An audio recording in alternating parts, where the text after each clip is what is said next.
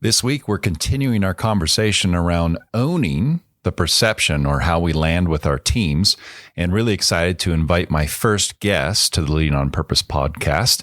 She's Susan Spero, and I'll cut over to our conversation here in just a few moments. We had such a good conversation around intention versus perception when we talk about how we land with our teams. And we also spent some time talking about the importance of the affiliative leadership style, which is a leadership style that's heavily focused on creating trust and harmony in the workplace.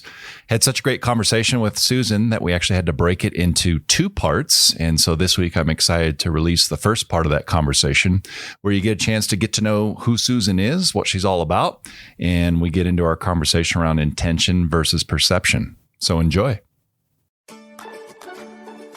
It's the Leading on Purpose podcast, helping leaders, teams, and organizations lead more intentionally, effectively, and with purpose.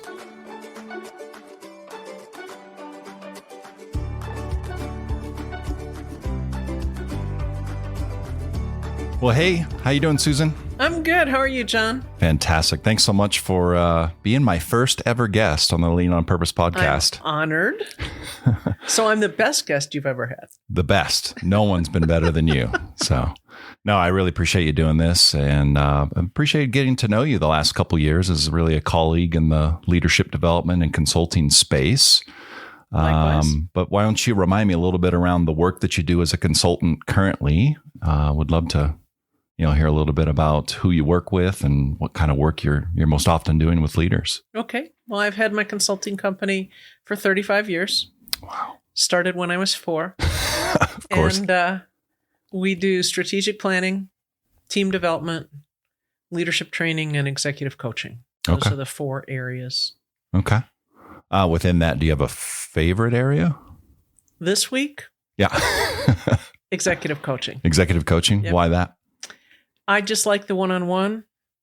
It tends to be lower stress and less organization. I'm not organizing a large group of people or even a small group of people. It's just the two of us. And I like the improv acting part of it. It's not acting, but I never know what's going to come up. Yeah. I might say to the person at the beginning of a session, so what are your goals for this session? Or what are your goals for this coaching work that we're doing?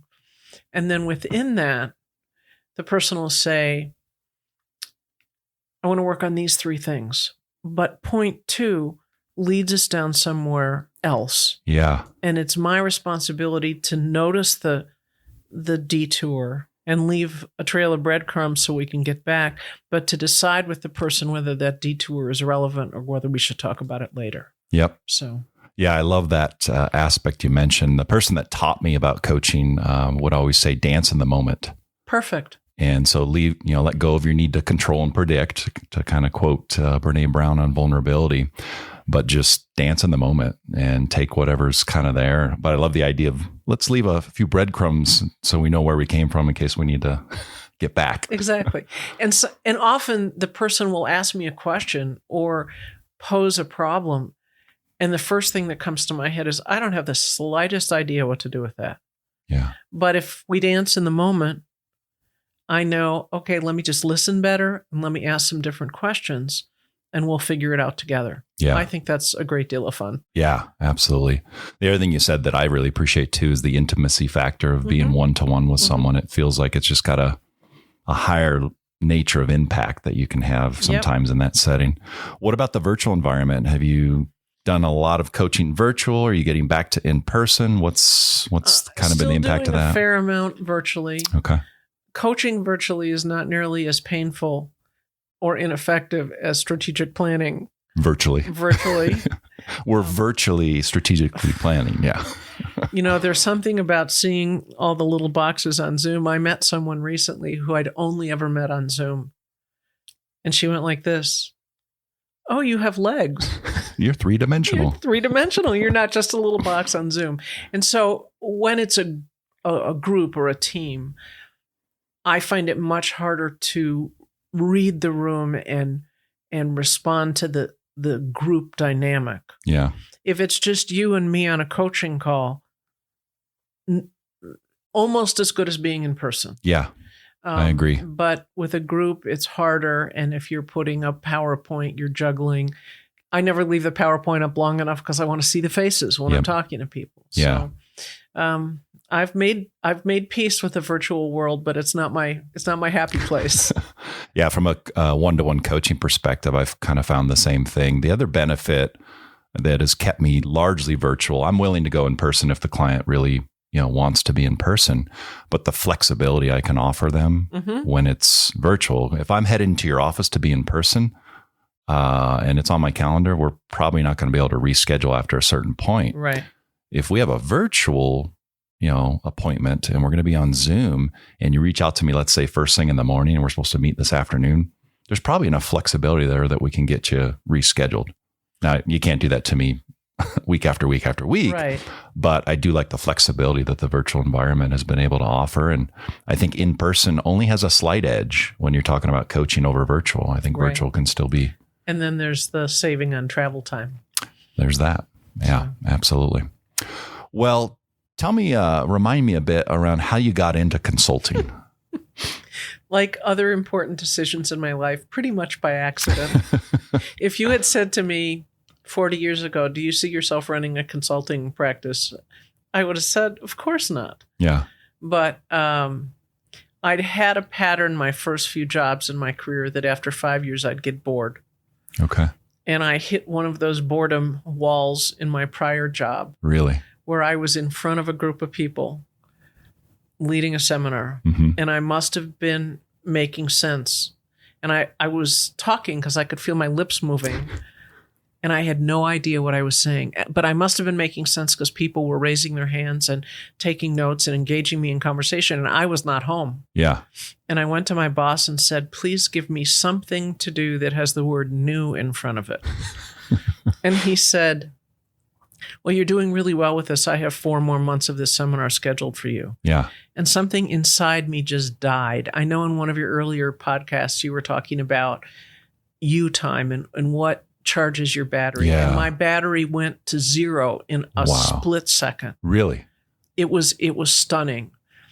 And I went home and I said to my husband, as soon as we refinance the house, I'm leaving my job. How'd that land? Oh, badly. And he said, well, what will you do? And he's self-employed in another field. And I said, don't worry, dear. I will not be self-employed. One of us needs paid, benefits, a predictable check.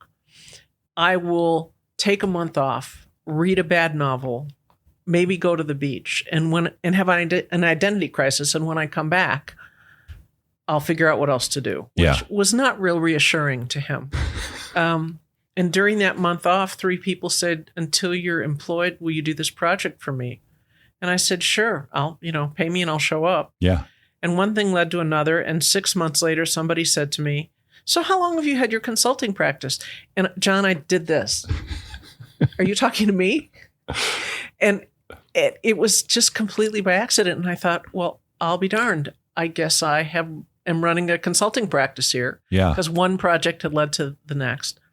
So I bought a computer and away you went. Business cards. And now when people want to go to coffee with me and say, I think I want to start a consulting practice, tell me about your first business plan. A, I didn't have one. B, I didn't know how to write one. Yep. But I learned well on my feet and I figured it out. And the practice shifted away from training. So I was doing a smaller percentage of training and a greater percentage of strategic planning and coaching. Okay. But it's been an adventure. It's been fun. So you mentioned the aspect of the work you're enjoying most now, which is the coaching. Overall, what do you like most about being a consultant? I like the variety. Okay. I like working with different people in different organizations with different personalities in different organizational cultures, and then also seeing the similarities. Okay. Yep. If you have 2 people and they're very different personalities and their work environment is entirely different. Yeah. And they may still be struggling with, how do I build trust with my team? Or how do I resolve this conflict? Yeah. Which gets back to what you and I know, which is if you get 2 or more people together, you have a good chance of getting the same kinds of friction. Yeah. Okay. Yeah, our stories of getting into consulting have some similarities. So mine was kind of by accident, but had some intention behind it. But long story short, I was working at Red Robin for years and years, and it was a great 20-year run there. And towards the end, really getting focused on leadership development and, starting to feel the tug on the shirt of, I want to go do this for more organizations, have a broader impact if I can. And I remember we had a relationship with a nonprofit, and this nonprofit organization would, from time to time, the CEO or members of their executive team would come and join some of the leadership development stuff we were putting on inside Red Robin's four walls. And I remember the CEO pulled me aside one day and said, "Is there any chance you can come over and facilitate some of this for the rest of our leadership team?" And so, of course, I checked in with Red Robin's leadership. They're like, "Absolutely. And because it's a nonprofit, we'll pay for the materials." Nice. And so I go over and facilitate this. And I remember the CEO pulled me aside at the end and said, "Do you do this?" And I'm like, "I'd like to do this." And make me an offer. Yeah. And they became my first client. I don't think I've heard that story. Yeah. Like that. And so partly by accident, but certainly some intentionality behind, I want to broaden this. I want to take this show on the road. And you mentioned impact, and that's part of what I find, and I think you find absolutely meaningful about consulting. When I was doing training in my other job, one of my colleagues used to call it spray and pray, because a group would come in, we'd do our shtick. Yep. They'd leave. I'd never see him again. Kind of fingers crossed. Hopefully this sticks. Yeah. And I don't know if I ever told you about the story about the guy that stopped me in the hall. No. And he was wearing the string tie and the cowboy hats and the boots and the pearl buttons, the whole look. And he was pointing at me like this. And he said, "I know you. You were my teacher." And generally, unless someone is really brilliant or obnoxious, once the group is done, if I only see him once, I'm not going to remember their name. And I said, "Yes, I'm Susan. What's your name, sir?" And he told me his name. And I said, "Which seminar were you in?" He said, "I don't remember." And I said, "Was it this one, or this one?" And I named recent programs I'd done. He scratched his head and he said, "I don't remember, but I do know you had some really good jokes." And I just thought, if he doesn't even remember the name of the seminar or the topic, there's no way that there was any transfer of learning. There was no way of any application. The noodle did not stick to the wall. Yeah. As opposed to when you and I have long-term consulting relationships with people, and we work with them for several years, and we know their team and we know their story, we have a better chance of seeing what's being applied and what noodle is sticking to which wall and where we can help them correct. Yeah, I couldn't agree more. For me, it's, I've been asked before, what do you enjoy most versus being on the corporate side of things? And I would say depth and quality.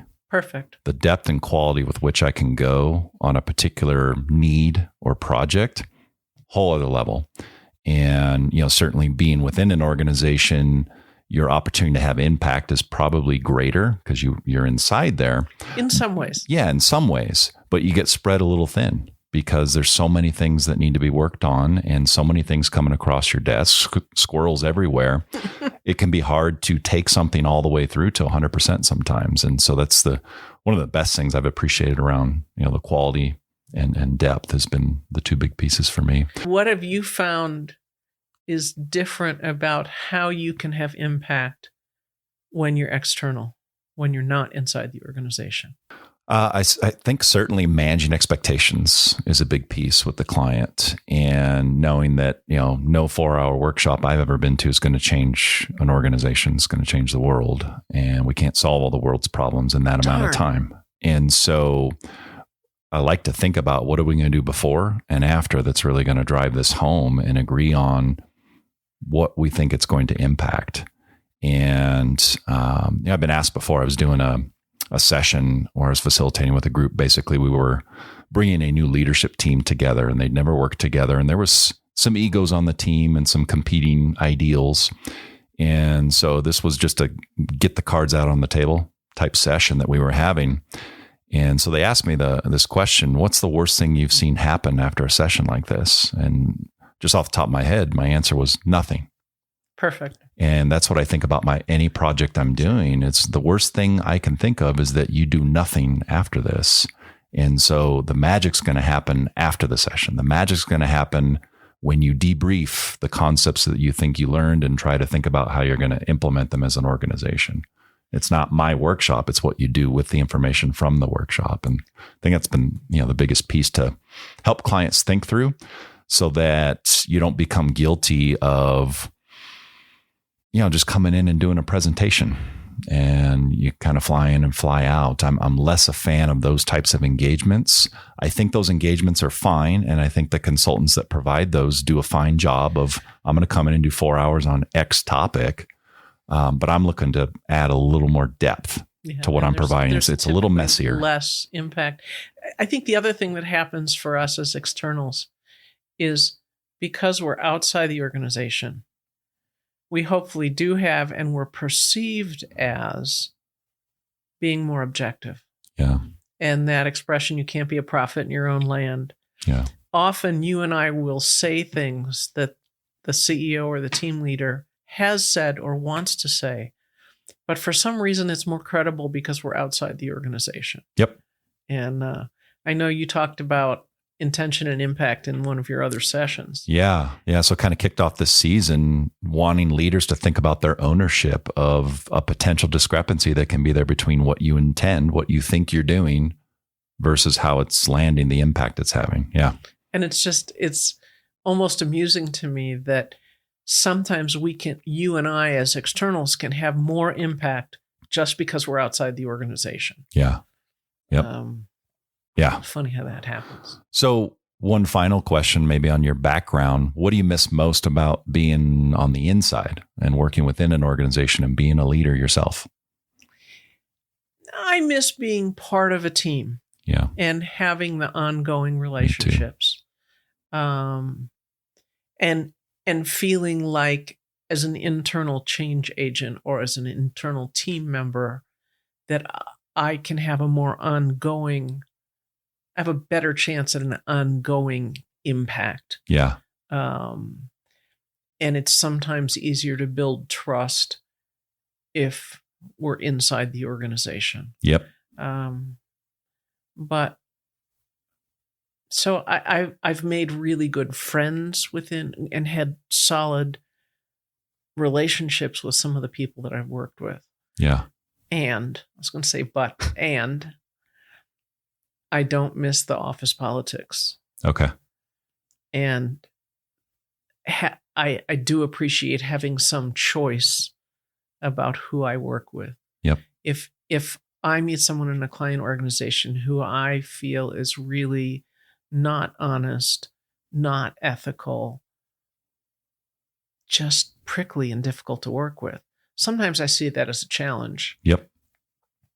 Often I say, you've got your boundaries up. You're not taking in. I've fired clients when I feel like their arms are crossed. Yep. And they have their fingers in their ear and all they can say is it's the other guy's fault. And they're not, you talked about ownership last time. They're taking zero ownership. Yep. And I say to that person, if you take zero ownership, our work here is done. I can't take any more of your time or your organization's money. Yeah. Because it's not going anywhere. Yep. And if you change your mind, let's talk. Couldn't agree more. And sadly, I've had a few of those situations myself where you run into that wall of a couple of individuals at the top just aren't willing to, at the end of the day, make the changes that are going to create breakthroughs for your team, or at least role model what it is you're trying to work on with other leaders in the organization. Or at least listen and be vulnerable enough to hear the feedback. Yeah.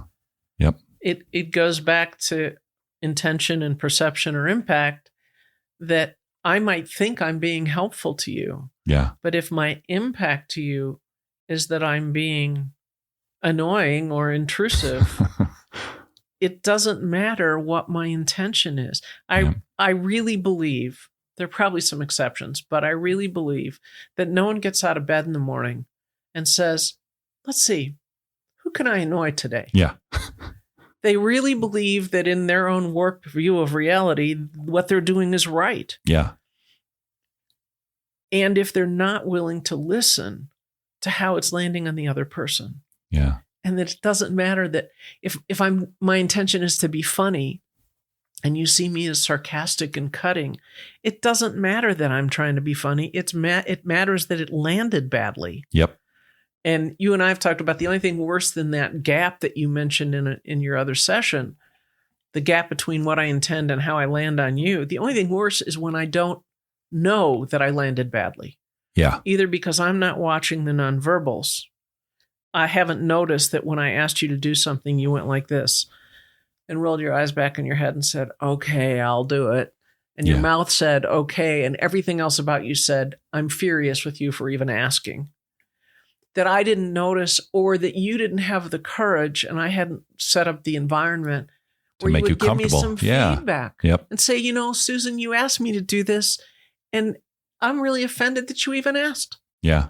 And so the gap is bad enough. When I don't notice the gap, It's in that blind spot area. it's Yeah. even worse. Yeah.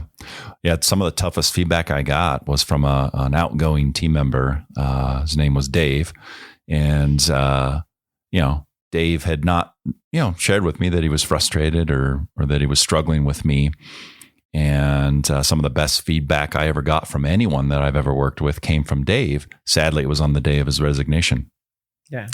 And so while it cleared up a blind spot, it was also evidence to what you're saying. It was like, hey, you're not landing the way that you think you're landing. Because as he described what he was experiencing from me, which was, hey, it really feels like it's all about you. It's all about your achievements and you. And I in my mind, I'm like, holy smokes, that's not what I stand for at all. That's not what I intend. Mattered not, because to Dave, that's how I was landing. The other problem that you just described is here he is giving me the feedback on his way out. And so the other thing I learned was, boy, how much have I failed this person by not only having a gap between intention and perception, but by not making Dave comfortable before he quits to come and tell me, hey, I'm having this issue with you. So part of it is you failed and that you didn't create that environment. Yeah. But the other part, his part of the equation, is he didn't have the courage to tell you. Yeah. And that gets to an issue that I've struggled with for a long time, which is if you and I have static, if you and I have lack of trust, whatever, how much of it is your responsibility and how much of it is mine? Yeah. And I'd been thinking about that. Different situations had made me wonder. Yeah. And I was at a conference with Gloria Steinem, who some people listening to this podcast will know who she is, and some people have no idea. Look her up. She was a force to contend with. But she was giving a talk, so it was me and Gloria Steinem and 500 of her closest friends in a conference room. Sounds intimate. Oh, it was very intimate. And she did Q&A. So I walked up to the mic, and she said, yes, you there. And I said, Miss Steinem. She said, please call me Gloria, which was sort of unnerving. I said, if you and I worked together or we had a friendship and there was static between us, how do I know how much is my responsibility that I bring to the party and how much is your responsibility? And she leaned back a little and she said, well, that's an interesting question. She thought about it for a minute. And she said, I suppose you could say mathematically it's 50-50, but it's really 100-100. And by that, I mean, if you and I have a relationship and we care about the relationship, Yeah. either because we're friends or because we have to work together, whether we like each other or not. If the relationship matters, instead of saying that part's your baggage and this part is my baggage, we say, here's the problem. What are you and I going to do to address it? It's great. We have to see each other as a team to address that problem, as opposed to my pointing a finger and saying, you're the problem. No, you're the problem. Right. Because it's true that sometimes people walk in the room and what they're upset about has nothing to do with you. Right. It's the baggage. It's that expression? They woke up on the wrong side of the bed. Yeah. They're having a bad day. They're having a bad year, whatever. Right. And it's not my fault. But if I want to have a relationship with that person, I need to be willing to problem solve and ask questions and listen and do the things that Dave didn't think you were willing to do. Yeah. I love the notion too that you're mentioning there of, because this is how I approach coaching. And when I teach other leaders how to coach their teams, it's very much forward thinking. And so we are where we are today. And so it's not as helpful to go back in time and answer the question, whose fault is this? But I love the notion that you mentioned there's this issue here that's in front of both of us. Can we agree on that? And then can we also agree on how we're going to work together going forward to resolve it? I think it's a very kind of possibilities driven type conversation as opposed to a blame game of, how we got where we're at. And sometimes people say, really, it has nothing to do with you. I had a fight with my spouse or whatever. And I say, I'm sorry to hear that. How can I help you get through the day, given that you're having a rough day? I still need to be willing to engage in the problem solving, even if I'm not the cause. Yeah, I think that's great ownership. Yep. Well, that wraps up the first part of my conversation with Susan. Tune in a couple weeks as I release part 2, where we dig more into the affiliative leadership style and her work, her book, her research on the importance of creating trust and harmony in the workplace. Don't forget to like and subscribe wherever you're taking in this podcast. It really helps me out. And thanks so much for tuning in.